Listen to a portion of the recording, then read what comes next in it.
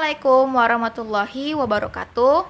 Nama saya Sabrina beserta teman-teman saya, Feivelin, Albert, dan Pinka. Kami dari kelompok 6, kelas 10 MIPA 3, SMA 100 Jakarta akan menjelaskan tentang kepolaran dan penyimpangan kaidah oktet dalam ikatan kovalen. Daftar materi yang akan kami bahas, yang pertama ada kepolaran senyawa, yang kedua ada penyimpangan kaidah oktet. Kepolaran senyawa kovalen. Sebelumnya kita harus tahu kepolaran senyawa dalam ikatan kimia itu apa sih? Kepolaran senyawa dalam ikatan kimia adalah perilaku suatu zat yang menyerupai medan magnet, yaitu terdapat kutub sementara yang disebut dipol. Kepolaran senyawa dibagi menjadi dua, yaitu pertama, ada senyawa kovalen polar, dan yang kedua ada senyawa kovalen non-polar. Senyawa kovalen polar adalah ikatan kovalen yang PEI-nya cenderung tertarik ke salah satu atom yang berikatan. Kepolaran suatu ikatan kovalen ditentukan oleh keelektronegatifan suatu unsur. Contohnya HCl, HBr, Hi, H2O, dan Hf. Contoh senyawa kovalen polar. Di sini saya mengambil contoh Hf. Dalam senyawa Hf ini, F mempunyai keelektronegatifan yang tinggi jika dibandingkan dengan H, sehingga pasangan elektron lebih tertarik ke arah F. Akibatnya akan terbentuk dipol-dipol atau terjadi pengkutupan atau terbentuknya kutub antara H dan F. Bisa disimpulkan bahwa senyawa kovalen polar itu dipengaruhi oleh keelektronegatifan yang berbeda. Selanjutnya, saya akan menjelaskan tentang senyawa kovalen nonpolar. Ikatan kovalen nonpolar adalah senyawa kovalen yang dibentuk oleh dua unsur sama, di mana keelektronegatifan pasti sama.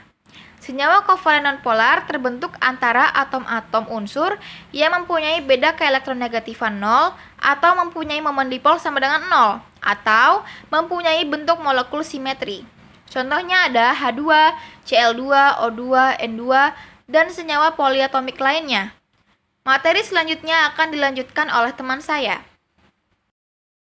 Senyawa kovalen nonpolar terdiri dari ikatan kovalen koordinasi. Ikatan kovalen koordinasi adalah ikatan kovalen di mana pasangan elektron yang dipakai bersama hanya disumbangkan oleh satu atom, sedangkan atom yang satu lagi tidak menyumbangkan elektron. Jadi di sini terdapat satu atom pemberi pasangan elektron bebas, sedangkan atom lain sebagai penerimanya. Ikatan kovalen koordinasi kadang-kadang dinyatakan dengan tanda panah yang menunjukkan arah donasi pasangan elektron. Contohnya itu sebagai berikut, namun dengan catatan, tingkat kepolaran senyawa dinyatakan dalam momen dipol dalam satuan coulomb-meter. Senyawa nonpolar memiliki momen dipol 0. Penyimpangan kaidah oktet dalam ikatan kovalen. Penyimpangan kaidah oktet. Aturan tentang kestabilan struktur dengan 8 elektron valensi dikemukakan oleh Lewis dan Kossel. Dikenal sebagai kaidah oktet. Bunyinya yakni, kebanyakan atom-atom dikelilingi 8 elektron jika atom-atom berikatan dengan atom lain. Namun perlu diperhatikan bahwa aturan oktet tidak berlaku pada atom 1H, 2He, dan 3Li. Namun, tentu ada penyimpangan terhadap kaidah oktet tersebut. Secara umum, ada 3 penyimpangan pada kaidah oktet ini, yakni 1. Senyawa yang tidak mencapai oktet. 2. Senyawa yang melebihi oktet. 3. Senyawa yang jumlah elektron valensi ganjil. Simak penjelasannya setelah slide berikut ini. Senyawa yang tidak mencapai oktet. Senyawa yang atom pusatnya memiliki jumlah elektron valensi kurang dari 4, seperti Be, B, dan Al, menyebabkan terbentuknya ikatan kimia yang belum mencapai oktet. Hal tersebut dinamakan oktet tak lengkap. Contoh, BeCl2, BCl3, AlBr3.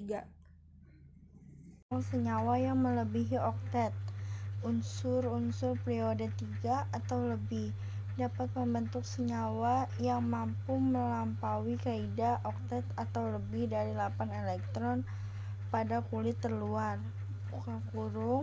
karena kulit terluar M yang dapat menampung 18 elektron senyawa dengan elektron valensi jumlah lebih dari 8 dinamakan oktet berkembang. Contoh PC15, SF6, 1F7, SBC15. Saya akan membacakan valensi ganjil. Senyawa dengan jumlah elektron valensi ganjil. Pada atom yang memiliki elektron terluarnya ganjil, dapat terjadi penyimpangan dari aturan oktet, yaitu setelah berikatan jumlah elektron terluarnya tidak 8. Contoh NO2. Senyawa-senyawa di atas tetap bersifat stabil meskipun tidak memenuhi kaidah oktet. Terima kasih, semoga membantu. Mohon maaf bila ada kesalahan. Sekian dari kelompok kami. Wassalamualaikum warahmatullahi wabarakatuh. Kamsahamnida.